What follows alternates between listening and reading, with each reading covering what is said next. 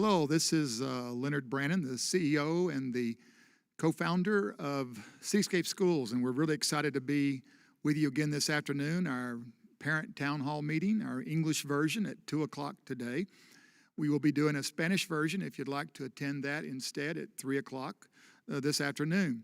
So we want to welcome you and let you know that we're excited. We got off to our first day of school yesterday, and I believe that we made a lot of headway, and I know kids are really busy. I know that you moms and dads, y'all been also busy helping and engaged with your children. And so it's really exciting to finally open school back up. And as you know, we've opened school back up only remotely, where your children have to do our virtual learning, our 2.0 virtual program that we're using that is online only for the first 4 weeks of school. And so we're going to continue to do that. But there's also been some other good news. I mentioned it last week if you were listening. It looked like that with Dallas County that we have finally gone from the red alert that said stay home, stay safe. And finally, after literally 5 or 6 months now, we've finally gone down into the orange level of risk, which at that level, Dallas County Health Department and those that work with them are now recommending the possibility for us to begin to look at doing face-to-face instruction.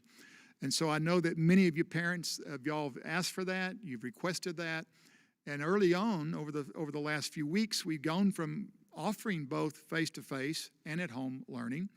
And then the Dallas County said, oh, you better not do any face-to-face instruction right now. And so we came back to you and said, we're only going to do remote learning. Well, now they're saying to us, it looks like that now that we're in the orange range, that we're able to begin to open school back up. And right now we are projecting our first day of face-to-face school will be October the 5th. And so we will start literally right at 4 weeks from yesterday, or actually 4 weeks from last Monday, and we'll be able to offer face-to-face instruction. And so we are going to begin to get ready for that here. As you know, we've been talking about it for the last several weeks, all the things we've been doing internally to make sure it's going to be safe for your children. And so I want to let you know that we're continuing to work on all of those different areas. And it's very important to us that not only is it safe for your children, but it's also safe for our staff. And so what we're going to do is I want to turn over here in just a few minutes and give you a chance to ask any questions you have. We do have some great folks with me today. I've got our Chief Academic Officer, Elda Rojas, who's with us. Also have my Chief Operating Officer, David Tequado. And then we're actually privileged today to have the principal of East Grand Preparatory, Dr. Miranda, and she's with us, and you may be able to ask her questions directly if you'd like to. So I asked her to join us so that you would be able to, if you need any help in some areas, she'll be here to help you with this. We're trying to do everything we can to keep our communication open as much as possible. So we want to hear from you. We want to hear questions, concerns you might have.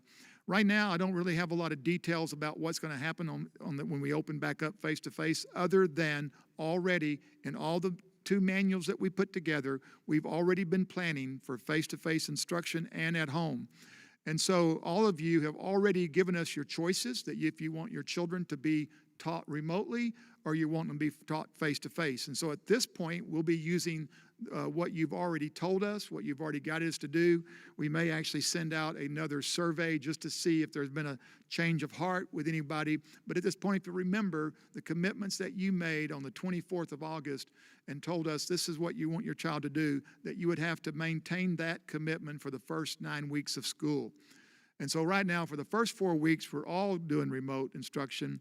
But starting after the 4th week, we will begin doing face-to-face at both campuses and also doing remote. And so I just want to open up now if you have any questions that you would like to ask, anything that you would like to know. And I'm going to turn it over to my Chief Operating Officer, David Tequado.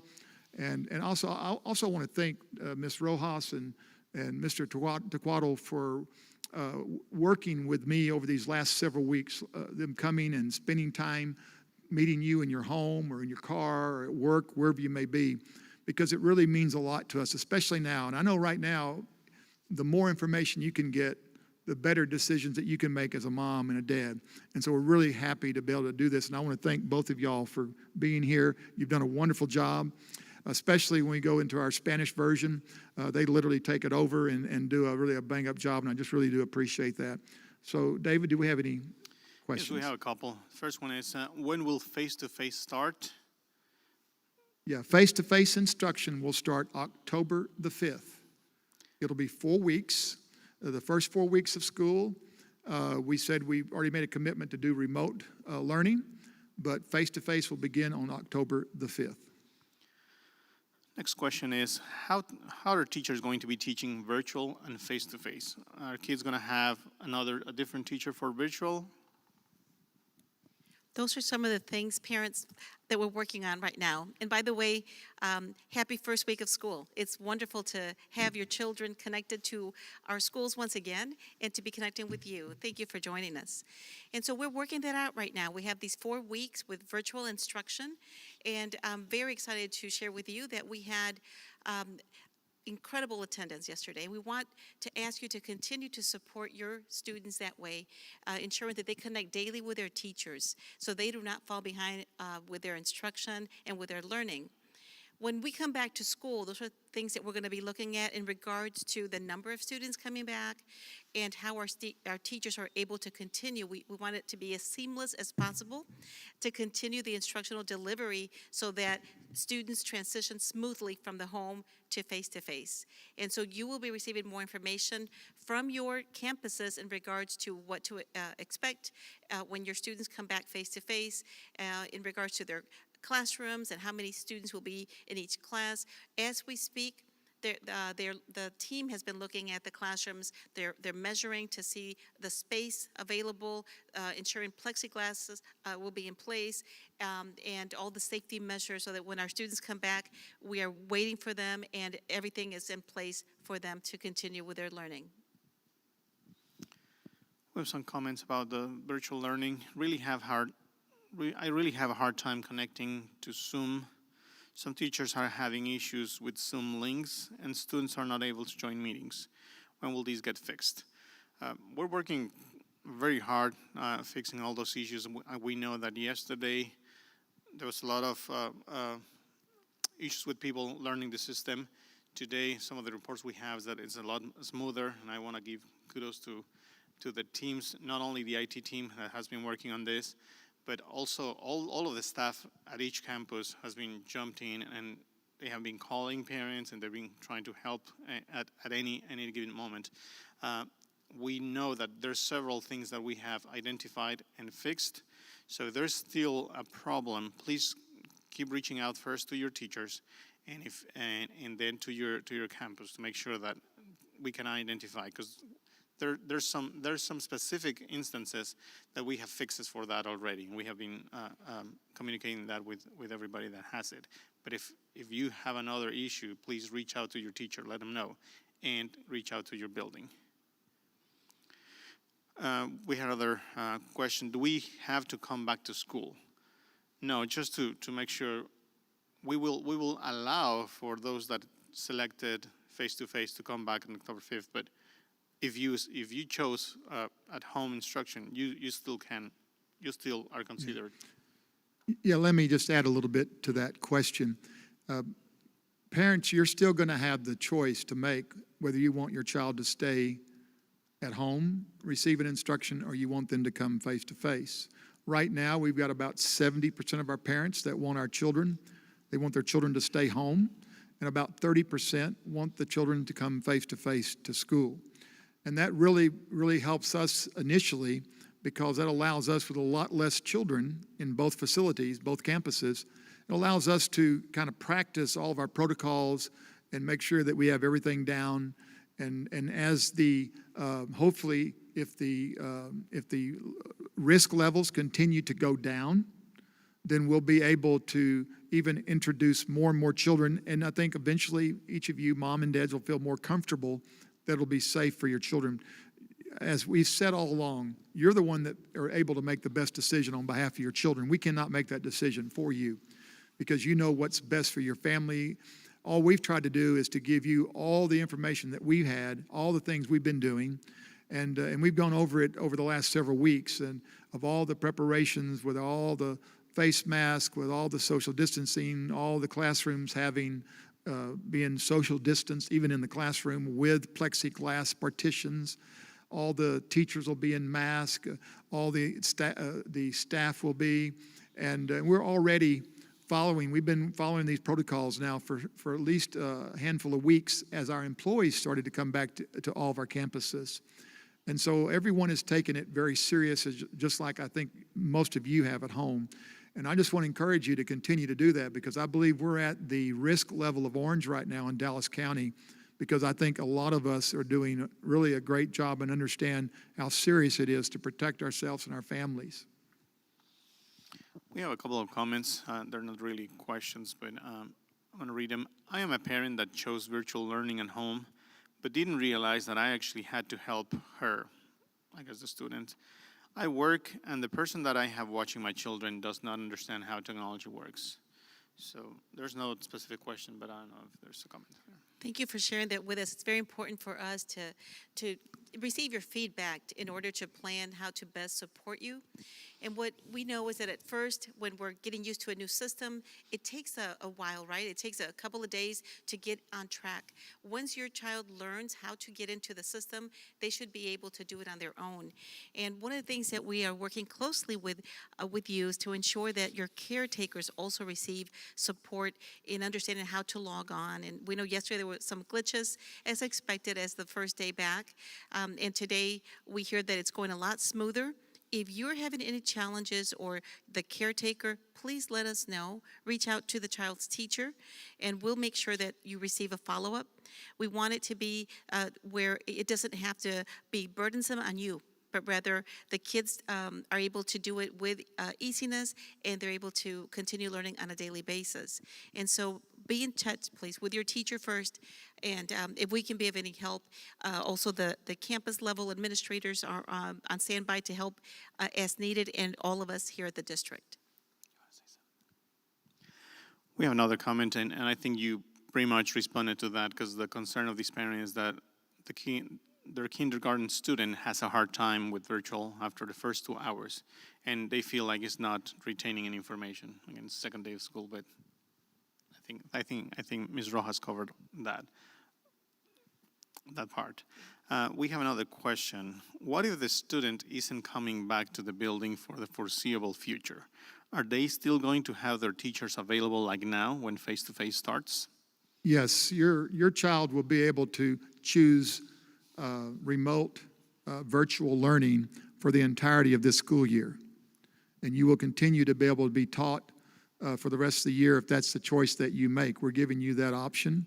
I believe as we get, as the infection rate continues to go down, also as a vaccine becomes readily available, that more and more moms and dads are going to feel a little safer and feel like it's best. But you know, there's no way. The best way to protect your children, I do agree, and I've always said this, is for them to stay at home with you, because that's the best way to protect them. But I know we have a lot of parents that it's really a burden, and they have to work, and I understand that. I mean, you know, we have about 140, 150 employees of our own, and I know that those paychecks are very important to them just as they are to you. And so for us being able to open up face-to-face in 4 weeks is going to be really great for those parents that have to work or cannot be at home with their children. But for those of you that continue to want your child to be instructed remotely or virtually, you'll be able to do that for the rest of the school year. We have a comment. We appreciate these comments as well. This is positive feedback. For me, it was difficult to connect for the first time, but now my daughter makes it super easy, and she really likes her class and her teachers. Thank you for all the support for my daughter, and I thank you for your great effort to help us. Dr. Miranda, could you give us a little context about yesterday? I know we had challenges, and I know from what I understood, a lot of people really jumped in from everywhere trying to answer calls and to help. If you might give them a little inside information. Yes, sir. Good afternoon. Thank you for being with us this afternoon. We really look forward to the Wednesdays town halls, because that's the connection that we have with you, the parent. Thank you for the positive feedback as well as the questions and concerns, because that's what we hear. We want to be able to answer and address every question that you have. We did receive several phone calls yesterday, text. It was basically a team effort, the front desk, the registration, technology, the administrators, the teachers, everybody was jumping in trying to answer and address the situation as soon as possible. We do appreciate you as a parent. I know some of you, because this happened, some of you sent emails or they were upset, and then you will call back and apologize, like, I'm so sorry, I was just frustrated, but thank you for your help. We appreciate those things. We know how you feel. And again, don't ever feel like you're bothering us or that your question is not important. If you have that question, somebody else does too. So it was kind of a crazy fun day, but this is expected on any first day of school. So it wasn't anything less or harder. I appreciate each and every one of you, and please do not stop calling us and contacting us, because that's the only way we're gonna know to fix the issues that are out there. Yeah, let me add something that's very, that may be helpful or interesting. As I was looking at the data over the last 7 days from both of our campuses, there were over 34,000 texts that was going back between parents and teachers and staff. Literally 34,000. Most of those, at least probably 2/3 or more of those, were yesterday. And so we appreciate you reaching out. We want to reach out. So it shows you how much communication is going on between all of our teaching staff, our office staff, and all the parents. And we really appreciate you being involved. We have some more questions. For kids with special needs, can the help be reached out after school hours? Is the question, is there support after school hours, Yes, or parents can reach?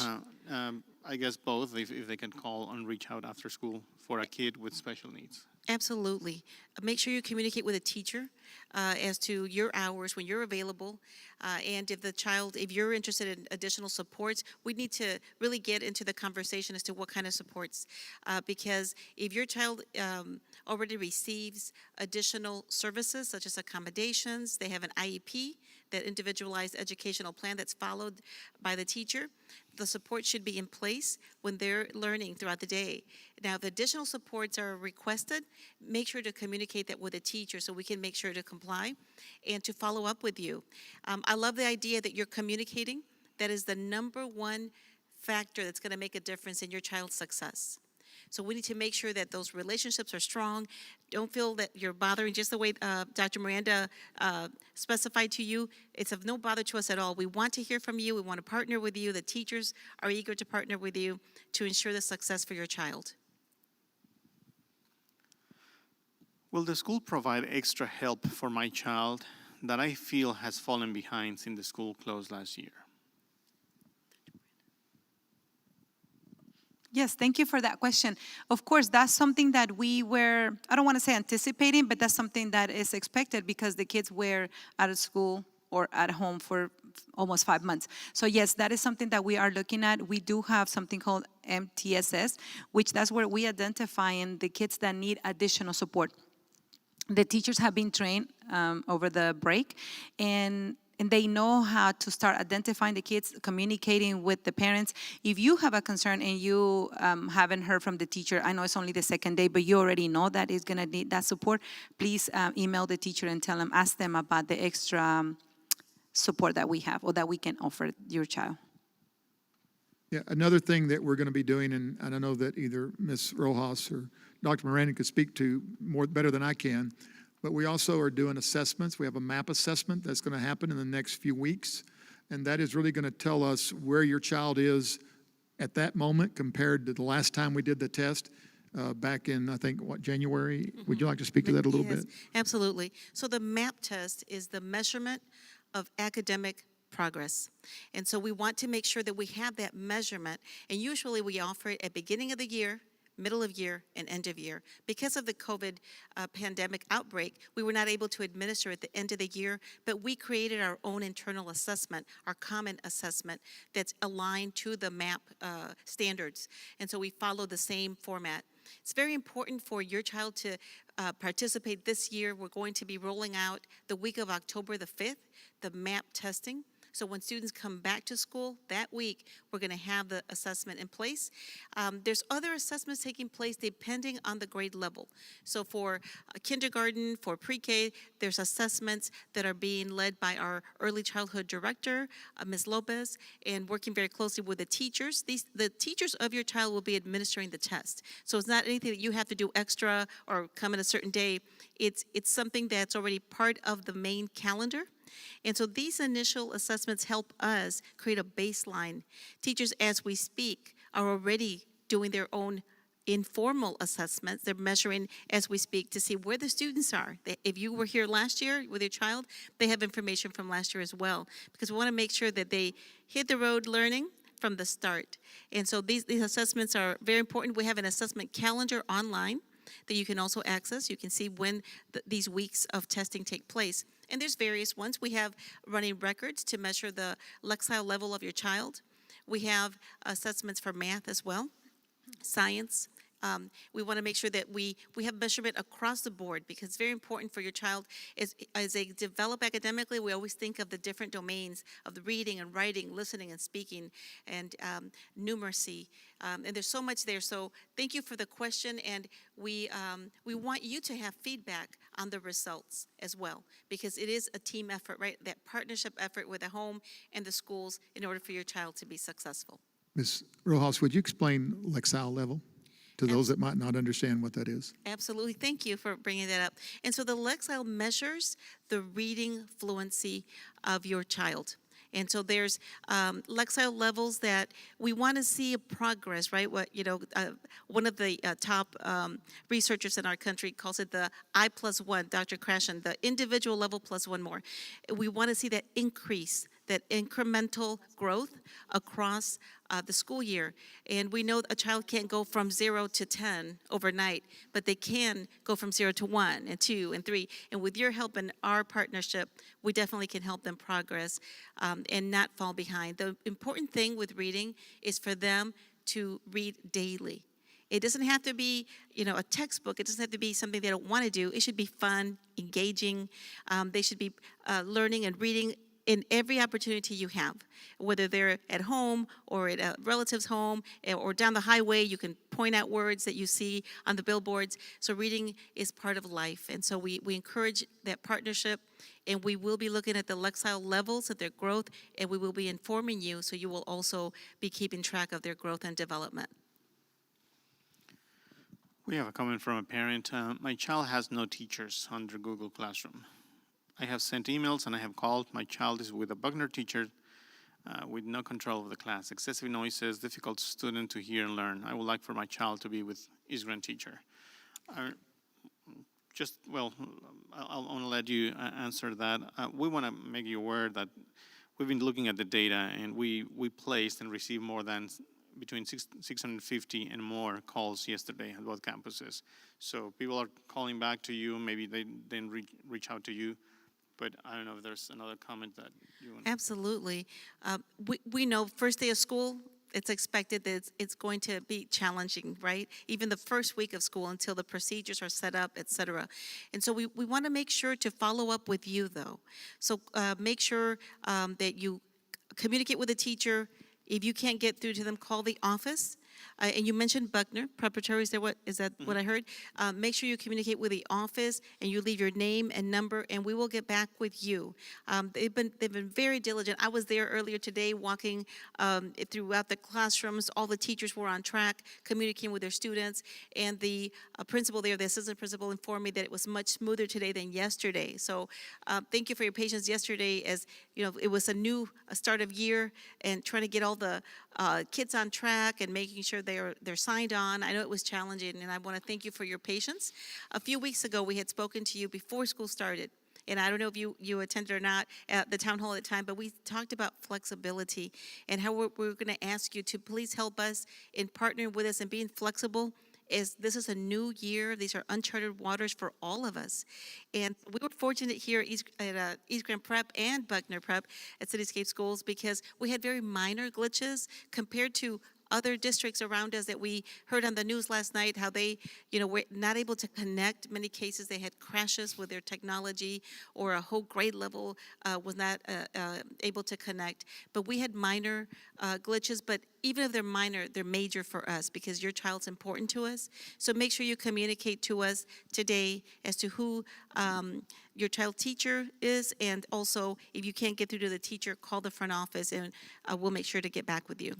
And we already have our people in the booth getting a private message with that information to Thank make sure you. we Thank you can so reach out much. to that parent. Maybe this family came late to the communication. Are you guys going to start school earlier? Start school earlier. Well, let me back up to what I announced at the top of our time today. We are going to be going to face-to-face instruction October the 5th, which is literally 4 weeks from now. And on Monday, October the 5th, will be our first face-to-face day. Back in August, we asked you to go online and choose whether you wanted your child to have face-to-face instruction or remote virtual instruction. About 70% of you said you wanted virtual remote instruction at home. About 30% said you wanted it at the campus face-to-face.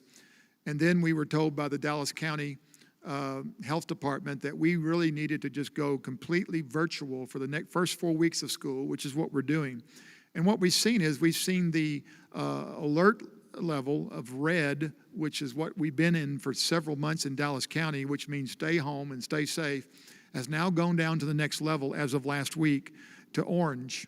And so that we still got to be careful. We still got to continue to wear our masks, social distance, and do everything that we're doing, washing our hands and all the different things. We still got to do all of that, but it is getting a little bit safer now.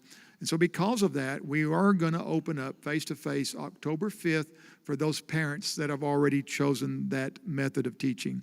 You must, when you make your choice, back in August, you were told at the time that you would have to make it for the first 9 weeks, our grading period, the first 9-week grading period. And so we'll give you into about the 7th week of this school year, we'll come back to you and allow you to choose whether or not you want to do virtual instruction and continue to do that, or you might want to change and do face-to-face. Or if you've been doing face-to-face instruction, you may decide you want your child to come home and learn remotely, because your circumstances can change. Things could take place at home and in your home. It gives you, so we're wanting to give you the flexibility, but we can't do it every day. But we're doing it for a 9-week grading period. Virtual learning doesn't work with my work schedule. Would we get penalized if we do not participate until there is face-to-face school learning? Yeah, that's a very, very good question. Attendance policy. Yeah, it's a very valid question, because you're one of our parents that have to work, and I really do understand that. That was one of the hardest things going into the decision to not open yesterday, having face-to-face instruction, because I know how much it affects a lot of our families. And that's one of the reasons why, financially it's been tough for everyone. I've had my own children, I've had grandchildren, I've had friends that have been affected by this COVID pandemic. They've lost their jobs. They're financially struggling either to pay their rent or their mortgage. And so it does touch close to home. And I do understand your needs and the questions that you are asking. But also the way the state of Texas creates the attendance laws in Texas, your children have to either be attending remote instruction at home, or they have to be attending face-to-face. Well, right now we're not doing face-to-face, so the only option is for your children to do remote learning.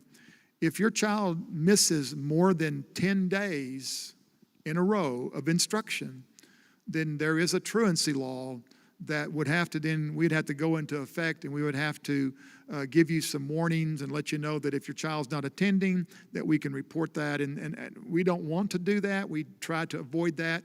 I think all last year, I don't think we ever had to use that on anybody, but we do have a mandatory attendance law in the state of Texas, and it is in effect. And the state of Texas have asked us to enforce that moving forward this year. So to answer your question, I totally understand the dilemma, and I know it's not easy, But if you were to wait for 4 weeks and your child got no instruction, it would just fall down back further and further behind. And what happens, a lot of people think, well, we can pick that up. No, it's not that easy. The further your children get behind, the harder it is for them to catch up. So, yeah, we would have to enforce the truancy law, but I just hope that the infection level continues to go down. We can open up on October the 5th for you to bring your child here so it won't have to be a burden for you and your family anymore. We have one for Dr. Miranda. Thank you, Dr. Miranda. My son needs a dyslexia teacher. Can someone please speak on this?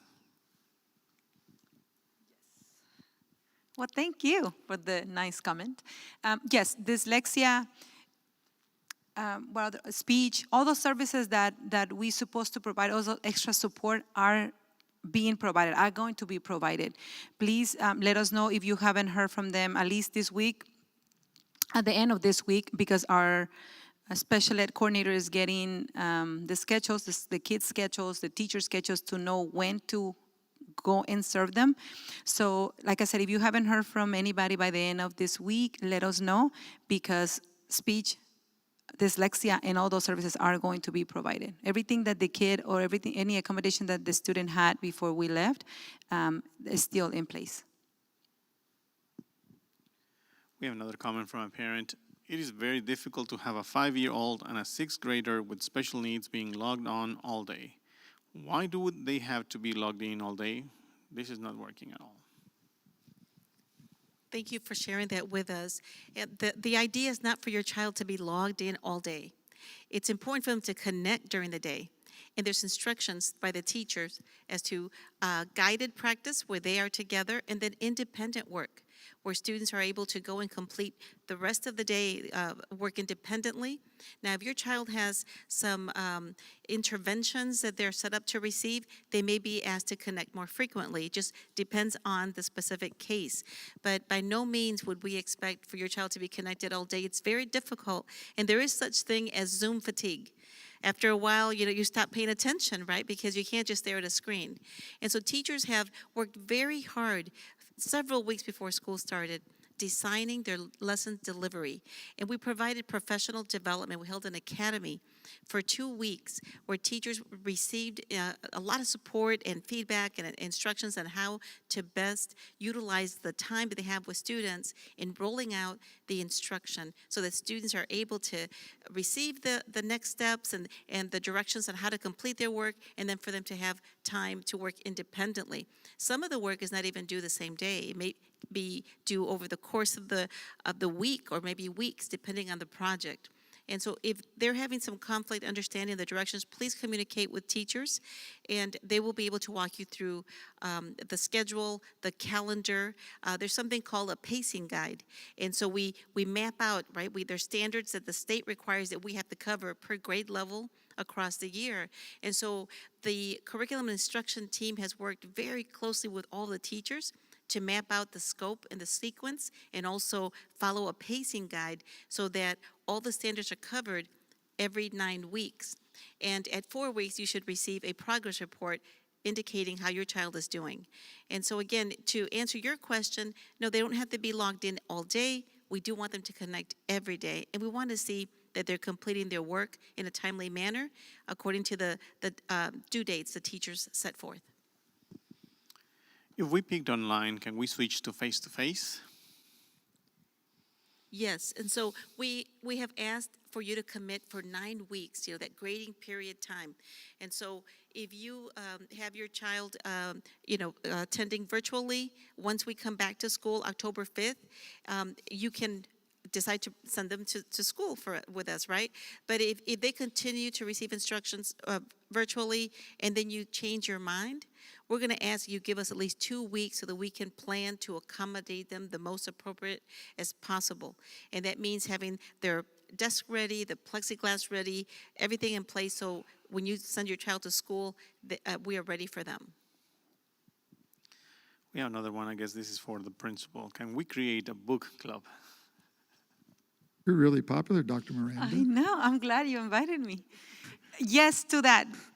idea, book club. I would love it. I would love the idea. If you can send us your private information, because I would like to speak with you so you can help me start the book club. I'm pretty sure that you have done it in the past, and if not, I would love to have that collaboration so we can start it. You can be the connection for the parents. I can connect you with someone here at the school. But yes, that's a yes to that question. Thank you. Can I add to that? I'm so glad you asked that question because we have some pretty big news to share. Through our Innovation and Transformation Department, we are launching a Food for Thought literacy campaign. And so that goes right in line with the book club. And so at East Grand Preparatory and at Buckner Preparatory, both campuses will be participating. And we're going to ask that families join us with this, help your students. There's going to be a lot of great components that we're going to be sharing a little bit more details with you soon. So there'll be incentives involved and partnerships with several other groups that are joining us. And so there's a lot more to come in regards to book club. Stay tuned.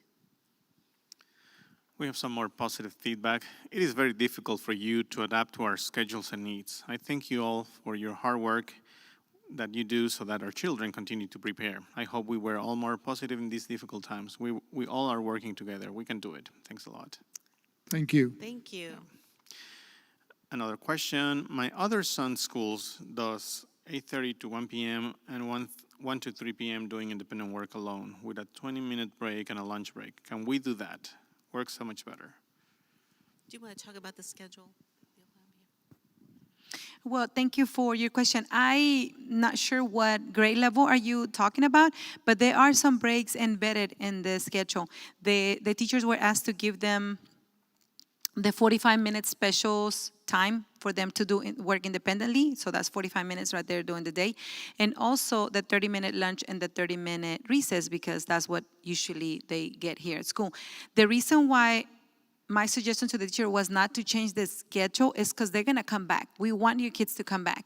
We want to see them in 3 weeks and 2 days. So when they come back, I don't want them to have a different lunch schedule because they're going to struggle with that.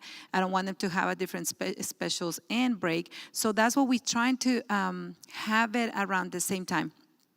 Again, if you can give me a call so I can know exactly what grade level, because it depends on the grade level, but that's kind of the idea behind of maintaining the same schedule that they have as if we were in a regular school year, or if the kids were here at school.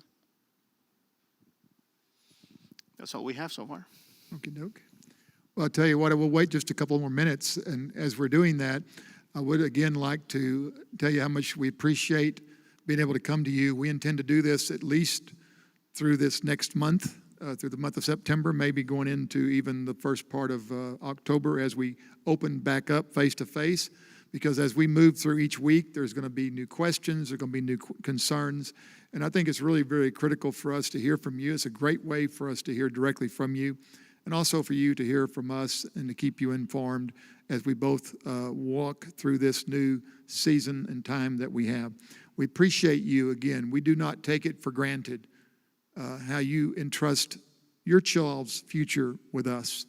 And we work very hard to make sure that we do everything to make sure your child's goals and needs and your family's goals and needs for them, not only educationally, but also socially and all the other areas of their life that's important to you, that we are there to help meet those. And so we want to thank you again, and we will be back again the next week. I want to make sure if there's any other questions. Anybody else? Okay, no other questions, and we're going to go ahead and close it today, and we will be back next Wednesday at 2 o'clock for our Parent Town Hall English meeting. Take care.